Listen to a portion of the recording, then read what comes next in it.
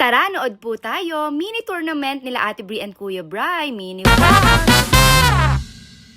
Dito nga, nagwa-warm up muna sila Ate Bri and Kuya Bri. Stretching kumbaga. O diba, talaga naman kahit papano nakakapag-exercise sila Ate Bri. At ito nga si Kuya Bri talagang excited sa mini tournament nila. Nag-water break lang sila and then next na is maglalaban-laban na sila. Si Ate Bri nga ayaw magpa-video at si Kuya Bri ayan nagsisimula na siya. Sa first game nga ni Kuya Bri, aba, nanalo ang bunsuan ko talaga nga naman. At si Ate Bri ayaw magpapa-video kasi nga natalo siya. Hindi pa ganun karunong si Ate Bri. Pero sa susunod, alam ko matututo din yan. Konting push pa, konting sigla-sigla lang ng katawan, makakaya niya rin yan. Marami nga rin silang naglaban-laban, hindi ko na video lahat kasi pare-parehas lang naman ng hampas yun. At ayan, may pa-free pizza pa nga sila. Nakikain na pati si Caleb, Ate Bri and Kuya Bri. At dito nga, nagsisimula na ang awarding. Binigay na yung certificate nila Ate Bri and Kuya Bri. At ayun na nga, tapos na ang kanilang badminton training pero magpapatuloy pa daw si Kuya Bri.